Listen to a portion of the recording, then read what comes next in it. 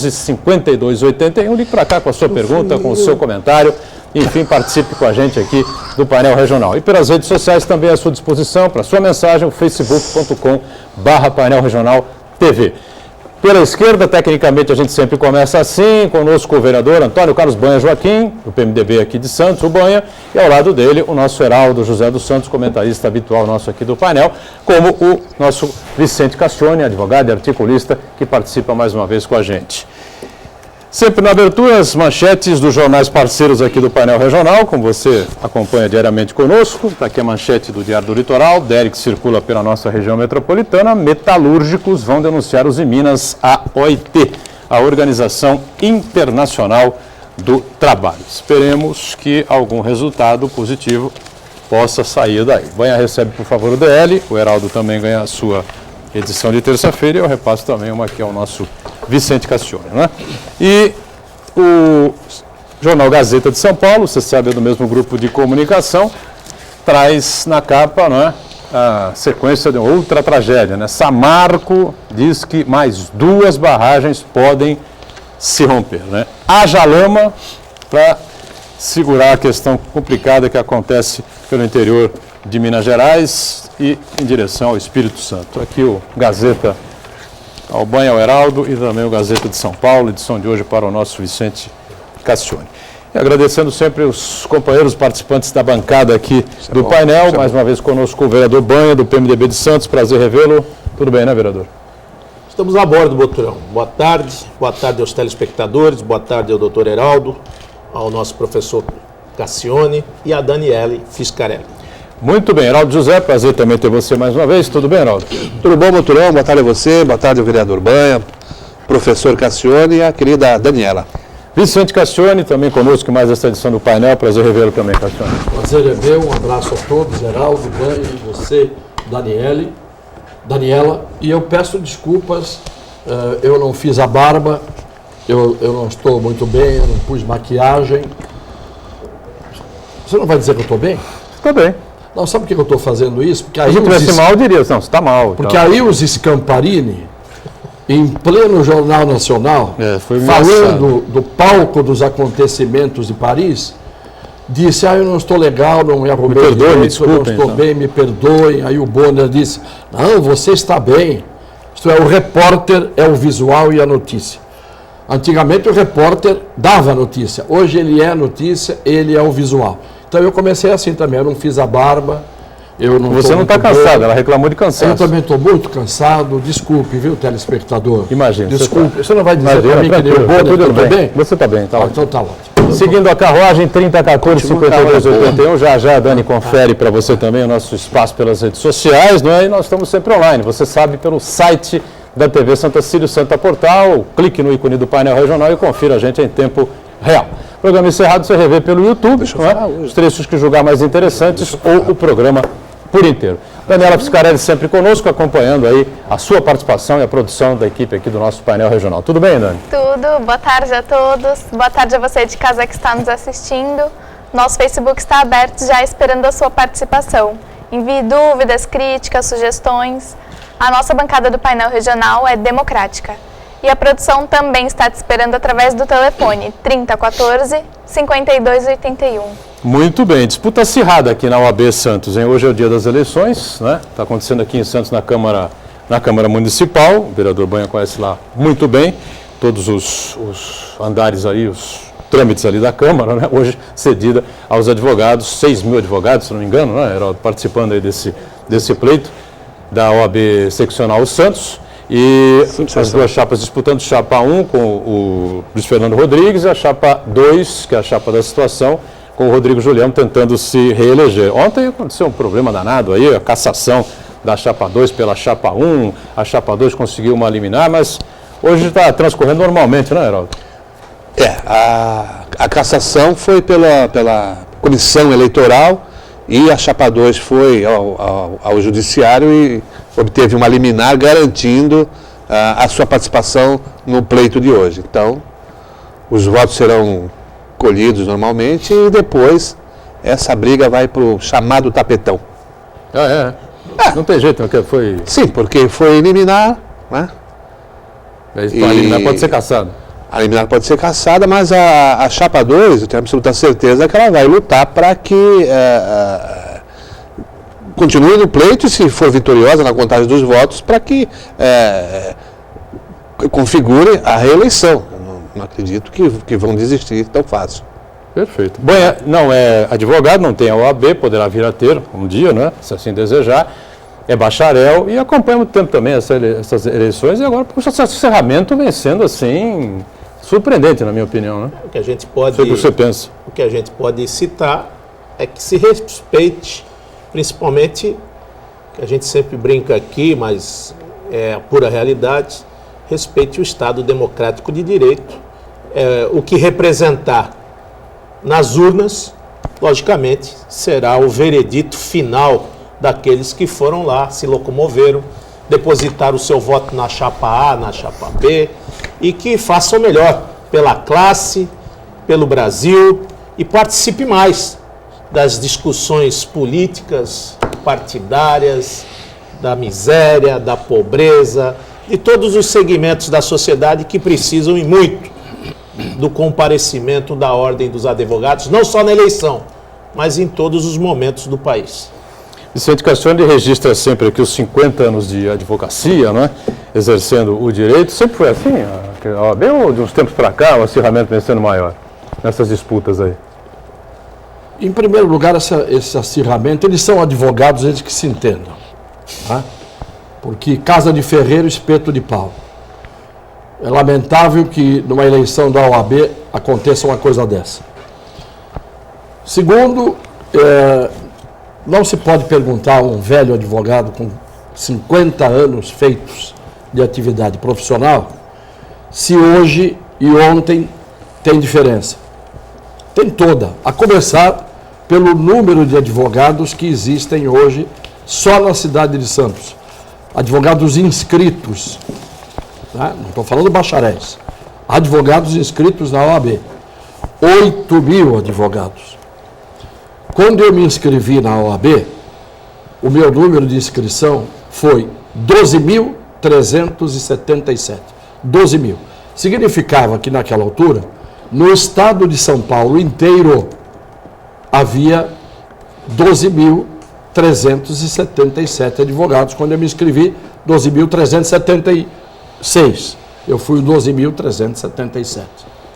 Hoje o estado de São Paulo tem 280.000 advogados. Isto é mais do que a população de São Vicente, mais do que a população de Praia Grande, mais de 2/3 da população de Santos. Então é evidente que os tempos mudaram. Se não em qualidade, pelo menos em quantidade. Não é? Registrado aqui, para não perder esse gancho, o Banha, Heraldo e Cassione, pelos dois candidatos que passaram democraticamente aqui pelo painel regional na semana passada, né? Um deles registrou isso, não é? Se você excluir o Brasil do mundo e somar o número de faculdades de direito que existem no planeta, o número de faculdades de direito no Brasil é maior que o número de faculdades que existem somadas do resto do mundo todo. É uma coisa incrível isso, hein? Há 20 anos, mais ou menos, quando eu estava cuidando daquele caso no Canal da Mancha, na França, a França inteira tinha 6.000 advogados. O Brasil hoje tem 600.000 advogados, mais de 500 mil de advogados. Por isso que a gente não pode estranhar que as coisas hoje sejam diferentes. É evidente, é muita gente. Abriram faculdade de direito em cima de botequim de esquina. Em cima de padaria, tinha uma em Bertioga e a OAB conseguiu fechar essa hipotética faculdade. E é por isso mesmo que fica mais fácil o aluno, em vez de entrar para a sala de aula, para assistir aula, ele já fica no bar da esquina, tomando cerveja e conversando os destinos do mundo. O do direito, pelo menos, né? Não, do direito não, ninguém conhece. Olha, o que eles falam sobre mas isso. a velha filosofia da mesa do bar e do copo. São vários filósofos, né? Sim. Mas os filósofos autênticos, genuínos, originais da filosofia do bar, do botequim, esses também não existem mais. Antigamente havia sujeito que ficava com o olho vidrado, parado, olhando para o chão, com aquela brama na frente dele. Você pensava que ele estava bêbado, quando ele abria a boca, ele dizia praticamente uma frase digna de São Tomás de Aquino, Aristóteles, Nietzsche, Schopenhauer. Nem prancha. Nem prancha. Hoje sai um palavrão ou coisa parecida. Então, mudou tudo, né? Mudou tudo. Olha, o que acontece, na verdade, ainda nesse tema, Boturão, do botequim ou do direito? Não, da eleição, da disputa. O Heraldo é muito certinho. Eu preciso registrar também que o Cassione continua sorrindo com semblante. Ele não sorri mais apenas com os dentes, com os lábios. Ele continua sorrindo com os semblantes. O telespectador pode notar a diferença. Eu venho dizendo isso aí desde a semana passada, né, que se transformou na figura do Cassione. É a companhia do Boturão, é aquela serenidade, aquela tranquilidade, os lenitivos medicamentosos, principalmente... A aura. Olha, ele está num... Aura sacrossanta. Não, ele está estado de graça. Estado de graça e prisioneiro da esperança. Voltou, cavaleiro da esperança. Voltou como prisioneiro da esperança nos sãos influxos da nossa querida Dona Neda. Mas o Brasil acabou. Não, isso você continua insistindo. Continuo. Vamos lá. E tem uma coisa, às vezes quando a gente ri, não ri só de alegria e porque está em estado de graça. Ri debochando de si mesmo. Essa é boa. Entendeu? Eu hoje, antes eu olhava para o espelho de manhã, virava o rosto. Hoje eu dou olhada para o espelho de manhã, obrigatoriamente, compulsoriamente, para fazer a barba, eu dou uma risada de mim, debocho de mim, que é a melhor coisa. Assim eu não entro com uma ação contra mim mesmo, né, pelo deboche. Heraldo, diga, Heraldo. Não, então, só para registrar, o tom distante de toda essa campanha foi o baixo nível, né? A gente critica... Pelas redes sociais, principalmente, né? A gente critica a postura dos políticos e quando se espera que uma categoria respeitada e privilegiada como a dos advogados enveredam pelo mesmo pântano, né? Pelo mesmo lodaçal. Quer dizer, isso não é digno de advogado. Então isso também afasta e joga toda uma categoria no descrédito, na vala comum. É lamentável que isso tenha ocorrido. A gente, quando se falava de OAB, de advogado, a instituição OAB sempre foi lembrada como as mais importantes do país, da nação. E agora, falando sério, na linha do que você está dizendo, quando, durante o período dos tais anos de chumbo, a magistratura ficava de 4 e o Ministério Público de cócoras... Você quer existir, A Ministério única instituição que pôs a cara para bater e enfrentou tudo isso foi a Ordem dos Advogados do Brasil. Ali o Ministério Público ficou de 4 e a magistratura de joelhos. Exatamente. Não é? Hoje é fácil. Eles hoje estão brandindo as armas da defesa dos direitos, etc. e tal. Naquela hora em que qualquer bombinha de rua assustava porque parecia alguma coisa a mais, você não via ninguém ter a coragem de, com a caneta, fazer o que tinha que ser feito. Os advogados fizeram. Era duro você entrar dentro de um doicode, lá perto da rodoviária em São Paulo, ali perto da estação Júlio Prestes, né? Você entrar para cuidar de um caso de um preso político, porque você não sabia se você ficava lá dentro também. E isso não foi muita gente que fez, não. Agora, o tempo passa, as brisas são mais leves, sopram do mar e, portanto, dá para surfar. Tem muita gente surfando hoje. Eu nunca esqueço também uma lição do professor Cassione, e ele sempre repetia isso, e sempre repete nas palestras, de que o advogado, ele não exerce o advogado de si próprio e tal, ele não exerce uma carreira de Estado, ele não é amparado pelo Estado, ele tem a carteira, e com a sua carteira promoveu as maiores transformações nesse país. Não precisou as carreiras de Estados para fazer a transformação, ele esteve sempre na dianteira, sempre à frente do seu tempo e buscando aquilo que realmente as nações precisavam. Que é uma diferença entre a autoridade moral e a autoridade que decorre do brasão da República, que está na carteirinha que o sujeito puxa do bolso na hora que quer resolver o problema. Então, a autoridade moral não depende da carteira. A coragem não depende do cargo. Você pode ter um cargo e ser um covarde, um cargo de autoridade, e ser um covarde. E às vezes você pode não ter cargo nenhum e enfrentar situações que é o que o advogado precisa ter. Advogado sem coragem pode fazer outra coisa. Porque era exatamente no embate diante da autoridade e dos poderosos, e o Rui dizia isso, você não tem que ter, nem fazer da banca balcão, nem da profissão mercancia. Não é?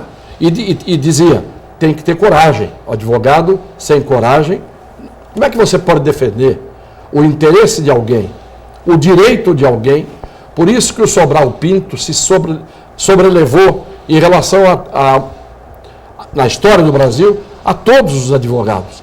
Era um homem que tinha uma coragem incomum, que enfrentou os poderosos e defendeu não apenas aqueles que pensavam como ele, como defendeu aqueles que pensavam divergentemente dele.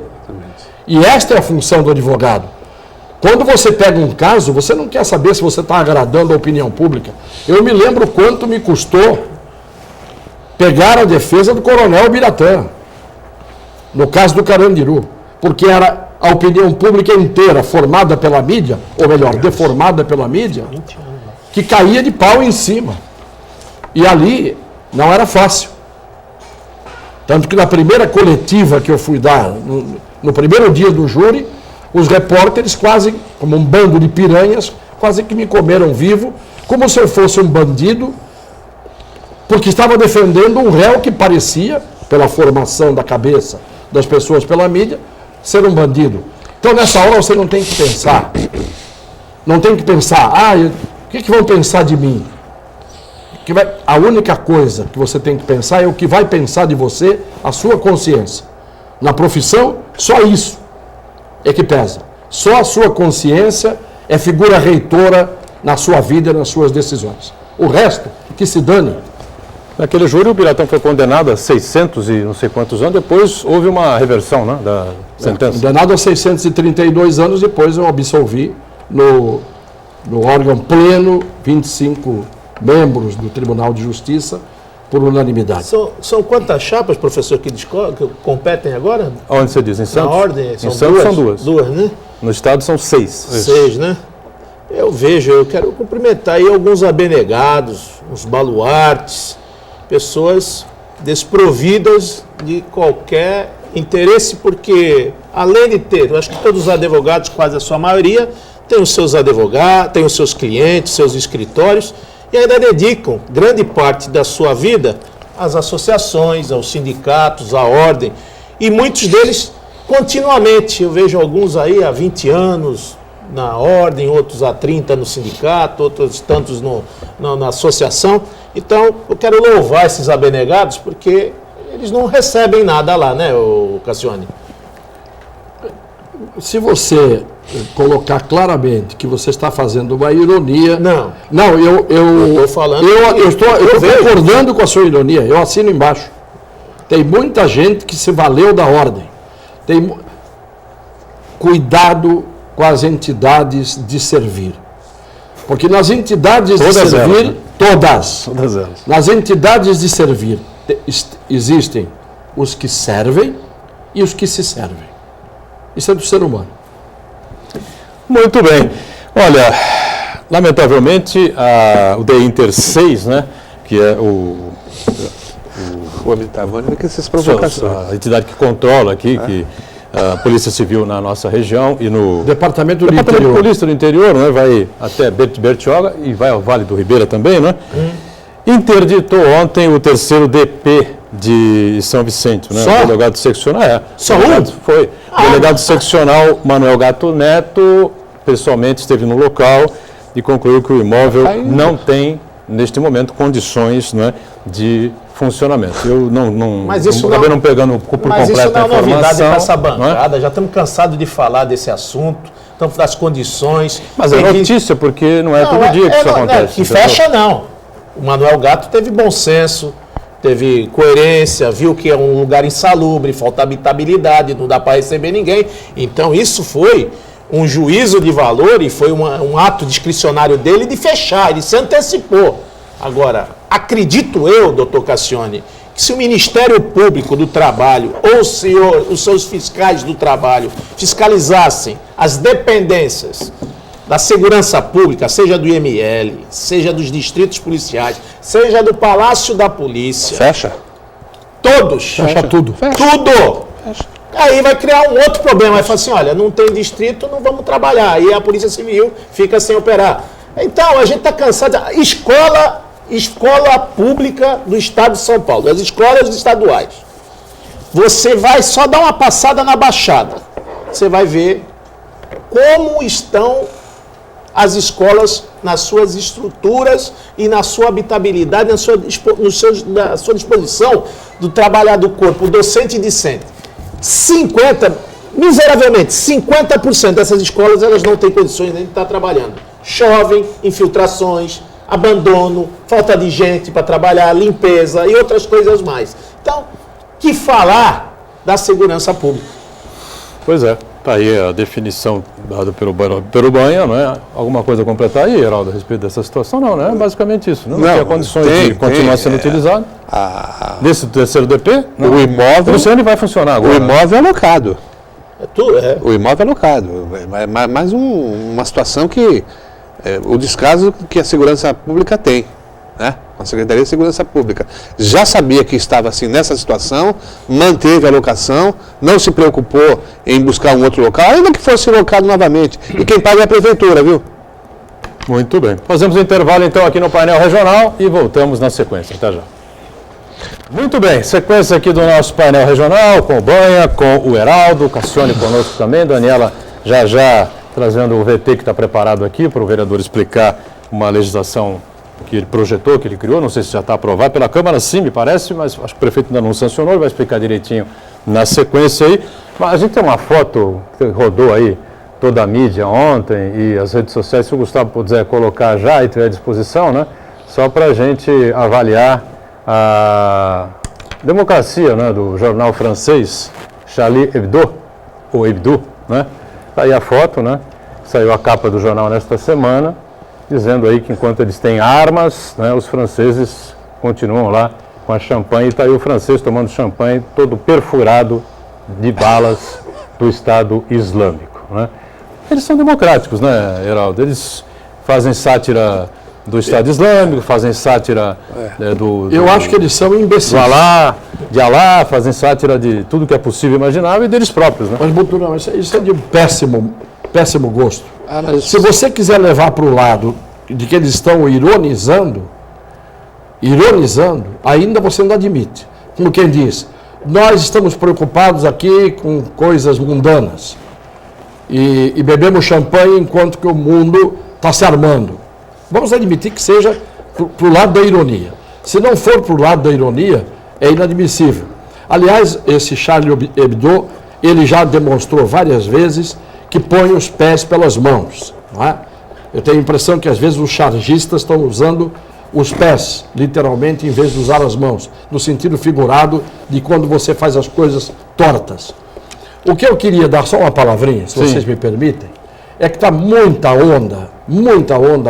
notícia em torno dos 129 mortos em Paris, nesse ataque chamado de terrorista, e todo mundo já formou opinião. A opinião cristã, judaico-ocidental, o Ocidente já montou o seu bunker intelectual. Já montou o seu bunker intelectual. É isso aqui. Ninguém discute.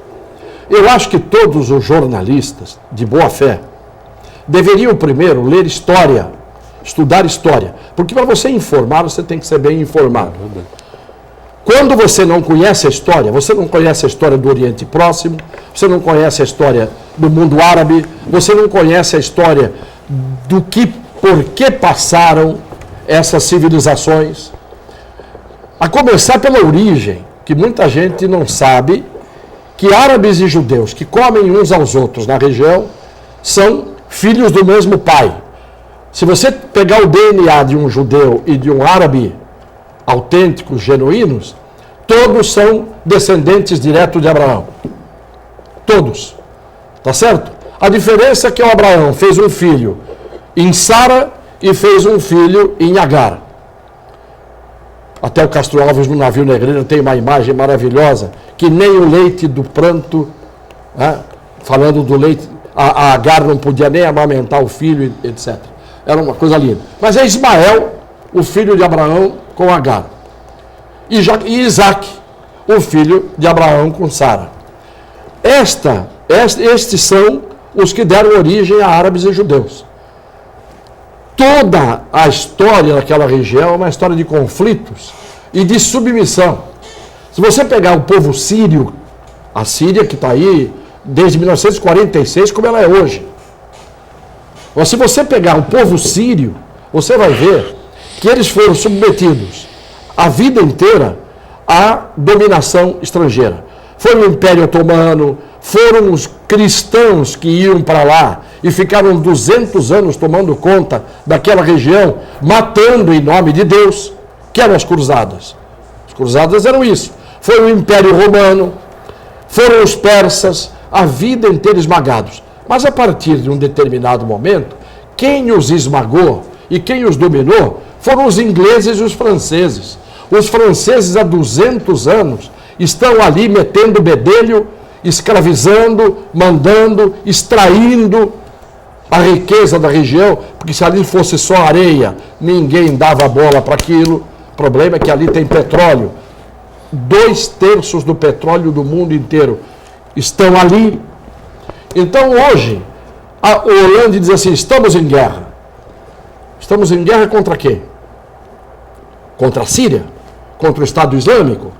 Mas eles estão bombardeando lá já há 2, 3, 4 anos. Estão querendo tirar o homem de lá, o Assad, há 2, 3, 4 anos. E não saíram nunca lá de dentro. Então o que acontece hoje? Atacam Paris, atacam o Bataclan. A distância entre o Bataclan e Damasco é mínima. Guerra é na terra dos dois. Na hora em que você está bombardeando a terra dele, lá na terra dele, e morrem 250 mil pessoas em 4 anos, isto não é terrorismo. Agora, na hora em que os malucos de lá, que não justificam o que fazem, evidente, chegam aqui e botam lá 40, 50, 60 cadáveres no bar, na esquina, e 100 e tantos, 80 e tantos no Bataclan, fomos feridos. A humanidade foi ferida. É isso que se falou. Os valores da humanidade foram feridos. Mas enquanto você está bombardeando o Iraque, naquela farsa dos Estados Unidos irem lá bombardear, não tem valor da humanidade. Só para tratamento da notícia é só para dizer uma coisa. Diferente. Vida.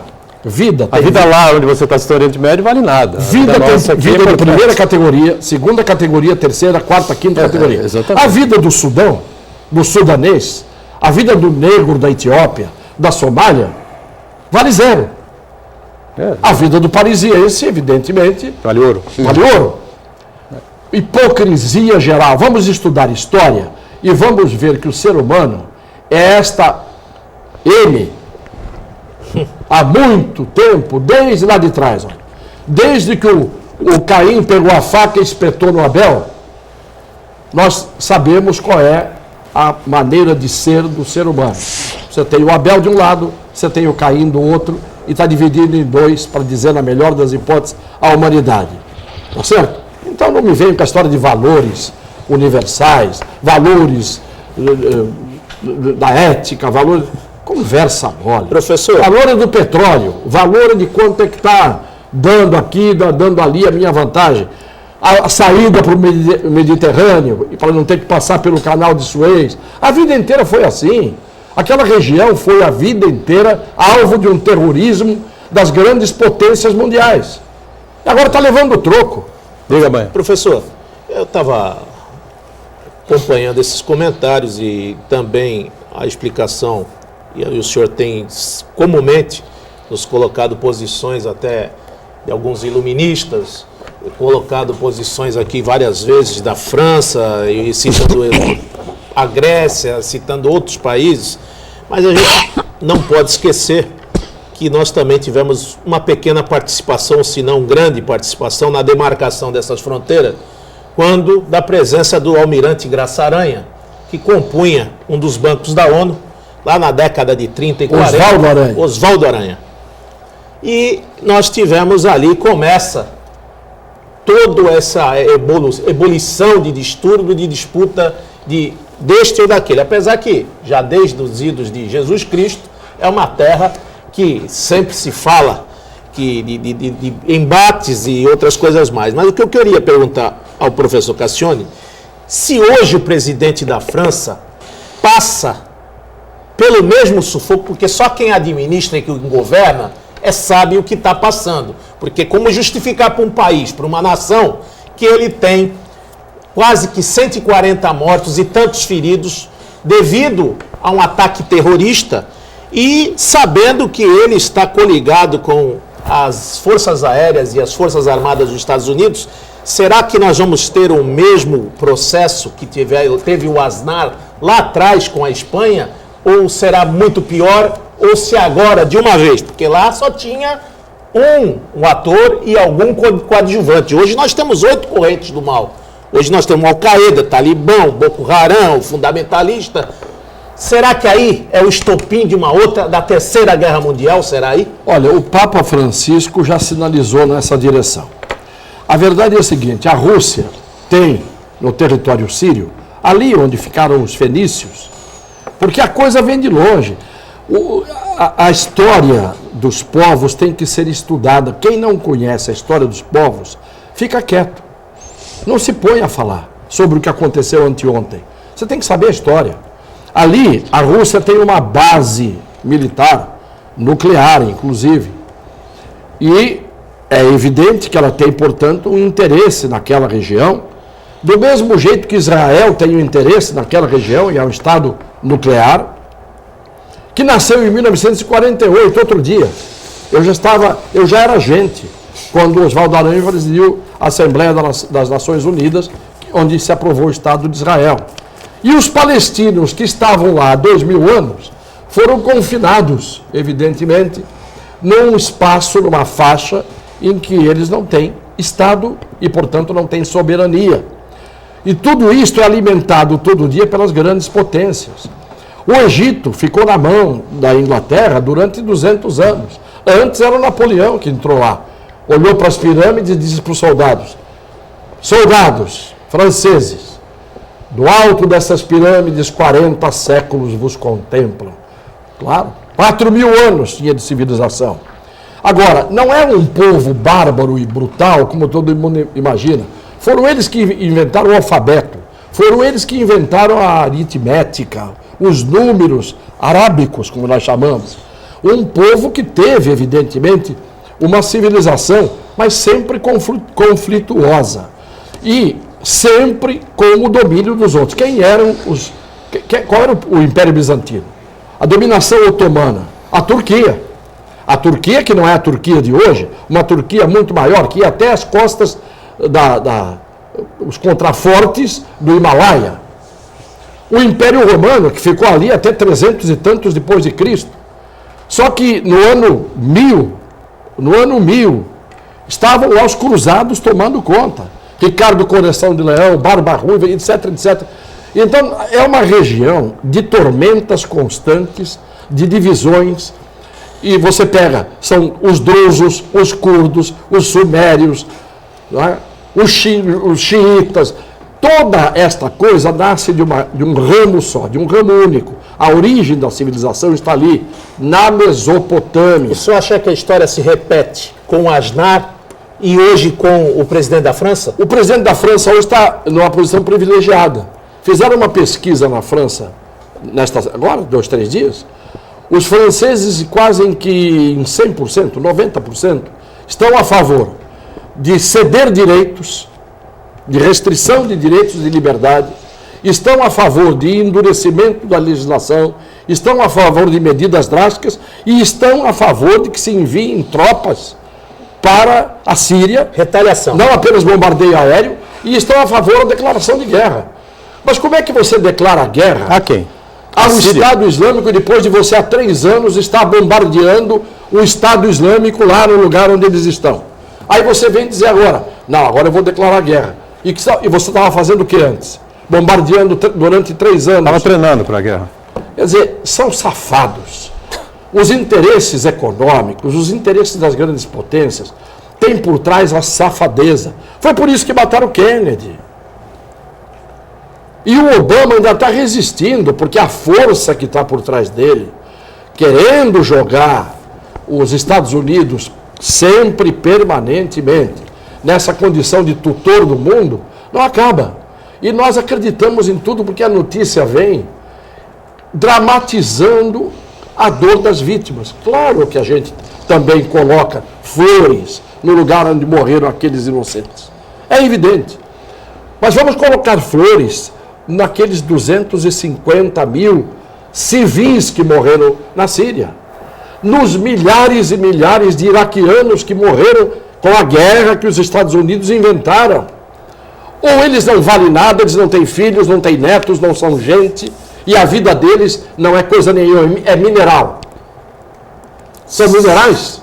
Saddam Hussein, muita gente não sabe, a grande mentira. Foi cria da CIA. Sim, e depois inventaram as farsa que ele tinha armas químicas e não tinha. Osama Bin Laden. Até hoje não apareceu o cadáver. E foi uma consequência também quando perderam a mão em cima do Saddam Hussein. Criaram Osama Bin Laden também para ser agente da CIA no Oriente Médio. Armaram o Irã, tiraram a dinastia que geria o Irã, colocaram lá o Shah Reza Pahlavi, pai, depois entrou o Shah Reza Pahlavi, marido da Soraya, né? O filho, e com isso o que aconteceu? Gerou a ascensão dos ayatolás. Khomeini. O Khomeini e depois o Khomeini. Tudo isso vem como? Porque você vai meter a pata na terra dos outros. Não entra no meu quintal que eu não te incomodo. Não fica pisando no meu quintal que eu não te incomodo. Agora, a versão que eles dão é poderosa, porque tem Hollywood, tem televisão, tem as agências internacionais e tem os jornalistas imbecis. Tem um jornalista francês, de competência, chamado Patrick Boité, que escreveu no Facebook dele. É um sujeito que tem qualidade, é um sujeito preparado, um sujeito que tem, eu conheço, tá? O trabalho dele. Ele escreveu dizendo o seguinte: estamos pagando o preço do sangue. E ele é francês. Basta conhecer história para você não dizer besteira em relação ao passado e dizer coisa com coisa em relação ao futuro, porque ela ensina o que vem pela frente. O intervalo, já voltamos na sequência do painel regional. Até já. Muito bem, a gente segue aqui com o nosso painel regional, né, Daniela, com um VT prontinho para a gente acompanhar e depois o banho, não é isso, Daniela? Vai poder explicar direitinho por que criou essa lei, é isso, Dani? É isso mesmo, eu estive com a equipe do painel regional conversando com taxistas sobre a lei do vereador Banha, que permite que os táxis circulem pela faixa exclusiva para ônibus. Acompanha na matéria. Não? Pronto o VT? Está engatilhado aqui, não saiu ainda. Bom, faixa exclusiva para os ônibus, e aí os táxis vão poder circular por ali com passageiro, único exclusivamente ou sem passageiro também? Até para apanhar o passageiro, até porque a calçada, a faixa exclusiva é do lado direito. E sendo do lado direito, ela fica do lado da calçada. Você tem na João Pessoa, você tem na Conselheiro Nébias. Eu vou te interromper um segundinho, o VT está pronto aí, a gente acompanha então o que as pessoas observarem, depois você então explica direitinho os motivos desse projeto de lei. Vamos lá. E eu acho uma boa poder circular na faixa exclusiva de ônibus, já que o táxi presta um serviço público de transporte. É uma boa. Eu acho bom, não sei lá, eu só acho errado, entendeu? Por exemplo, qualquer um carro vai no corredor de ônibus, leva uma multa, entendeu? Agora o ônibus, ele sai do corredor de ônibus, atrapalha o trânsito, vai por meio da pista, atravessa e não dá nada para eles. Que não é o caso que nem, por exemplo, em São Paulo, ele leva a multa se sair da faixa do ônibus. E o ônibus aqui sai da faixa e não dá nada, fica por isso mesmo. É isso que eu achei errado. entendeu? Eu acho bom, legal, tá, você com passageiro não dá, adianta, tudo bem. Mas o único erro que tem aí é o ônibus sair e atrapalhar o trânsito. Eu acho que é muito viável para os táxis, até mesmo para o trânsito, né? As pessoas, quando pegam o táxi, estão sempre com pressa de chegar em algum lugar. Então, tendo essa opção, fica mais eficaz para o nosso trabalho. Muito bem, então segue aqui na explicação e parece que os taxistas que foram ouvidos aí concordam, né? Ficam satisfeitos. Por si só já teve uma belíssima explicação. O ônibus, o cidadão quer, vai buscar um transporte coletivo, ele vai buscar um outro mais rápido, vai através do táxi, que é outro transporte público. E não tem lógica, doutor Cassione. O cidadão, se ele pegou um táxi para ter mais agilidade, por que ele vai ter que ficar nos congestionamentos, encarecendo? Então você está prejudicando esse serviço público com a morosidade e o consumidor também. Então o consumidor vai pagar mais caro, não vai ter a eficiência que ele deseja, porque se ele pegou o táxi, ele quer que seja mais rápido que o ônibus. E ao mesmo tempo, você tem um número de carros hoje em Santos muito mais elevado, per capita, muito mais elevado que São Paulo, que é a capital, que o Rio de Janeiro. Hoje é a cidade do Brasil que tem o maior número de carros por pessoa. Então, nada mais justo de que você compartilhar, não vai causar nenhum prejuízo a ninguém, vai ser utilizado ali para pegar o passageiro ou descarregar o passageiro, vai usar a via para que tenha maior agilidade e maior eficácia, não vai onerar o cofre público, nem o bolso do consumidor, e vai agilizar e vai trazer satisfação. No momento que a gente discute hoje Uber, discute clandestinidade, nós estamos dando aí qualificação e eficiência para esse transporte, principalmente esses homens e mulheres que ficam diuturnamente trabalhando sem segurança e muitas das vezes são assaltados e ademoestados pelos bandidos e marginais que estão de plantão em qualquer ponto. Esse projeto foi aprovado na Câmara, é isso? Já foi aprovado, sancionado, publicado, já começou desde ontem. Ah, muito bem. Então, tá valendo. Está valendo. Está valendo já. Né? O que precisa só é a CT parar de multar o motorista comum que entra na faixa para fazer uma conversão. Já recebi inúmeras. Você precisa ir para a faixa, às vezes, a faixa exclusiva, para fazer uma sua conversão ali. Aqueles horários em que o... Não, para você seguir. Não, a gente exclusiva bate a Ana Costa é exclusiva até as 9, não é isso? Não, mas não é isso. O cidadão vai virar. Você está na Ana Costa, saiu da só Francisco Guiçães, você tem que ir no Instituto de Análises Clínicas. Você vai ter que entrar naquela, pegar um pedacinho. Você não vai sair da segunda pista para ir cortar a primeira, você tem que virar. Esse bom senso, esse equilíbrio é o que a gente está pedindo. E como disse bem aqui o motorista de táxi, você vê aberração na João Pessoa, você vê aberração na Nossa Senhora de Fátima. Tem horas que os ônibus da aviação Piracicabana ficam nas 3 filas, Cassione. É verdade. Então, saem para um ultrapassar o outro.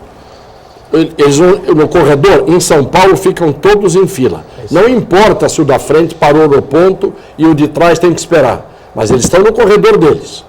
Aqui não. Aqui parou o ônibus aqui, o de trás vem, sai para fora, o outro passa por aqui e ficam efetivamente 3 faixas da via pública, isto é, todas ocupadas pelos ônibus. Os ônibus fazem o que querem. Né? Para eles não tem lei. É sempre assim no Brasil. Se a lei fosse cumprida para todo mundo se submeteria à lei. A quantidade de transgressão depende da quantidade de privilégios. Quanto mais privilégio você tem, mais transgressão você tem.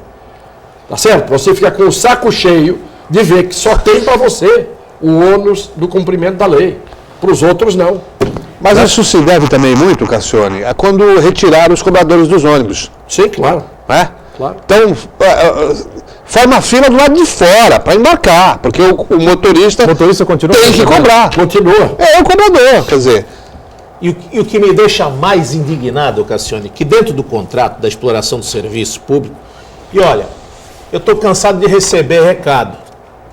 Pode vir aqui no balcão debater, eu acho que o programa é democrático. Traga aí um gerente, o dono da Piracicabana, para fazer esse debate. Porque dentro do contrato, Cassione, eles tinham que todos os pontos de ônibus da cidade de Santos estar equipados com assento, com condições adequadas e humanas para proteger das intempéries do tempo, do sol, da chuva.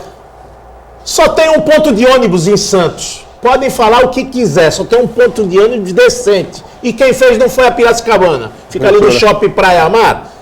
Tem condição do cidadão não tomar chuva, não tomar sol. E quem controla isso aqui?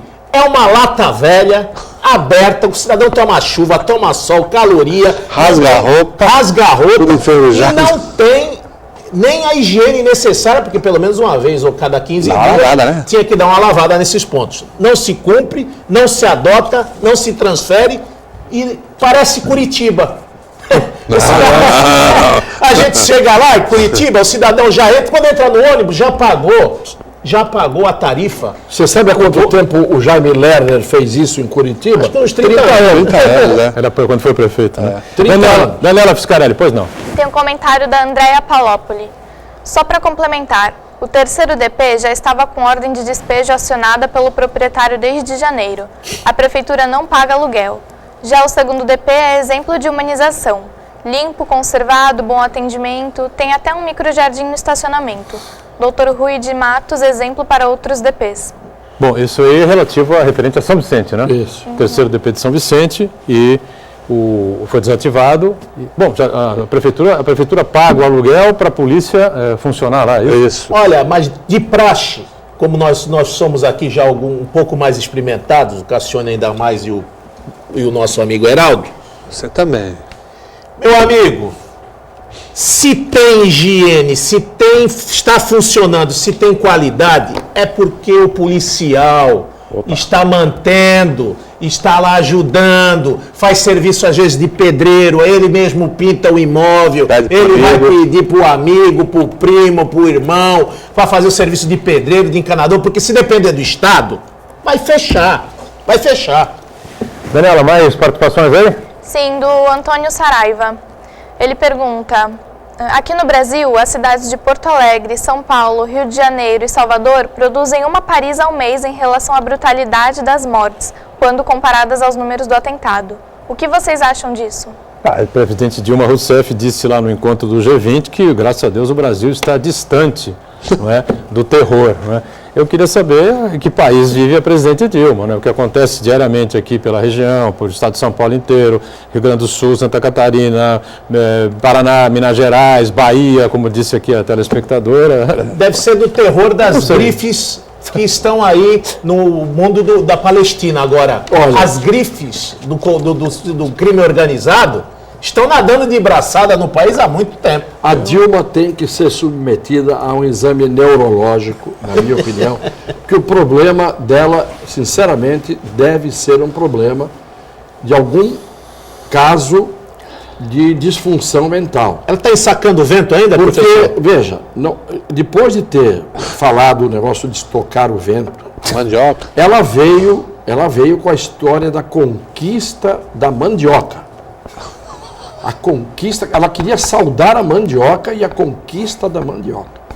Depois ela disse que a pasta de dente, depois que sai do dentifrício, não volta para dentro do dentifrício. Isto é, ela Só falta inventar uma pasta que faça isso. Pois é, a pasta de dente, presidenta, é o dentifrício. O tubo guarda o dentifrício. Então o dentifrício sai do tubo. Agora, ela diz que tem uma pasta de dente, não volta para dentro do dentifrício. E ontem veio com a maior, uma das últimas, a caixa de Pandora. Em vez de caixa de Pandora, caixa de Pandora. Minha Nossa Senhora.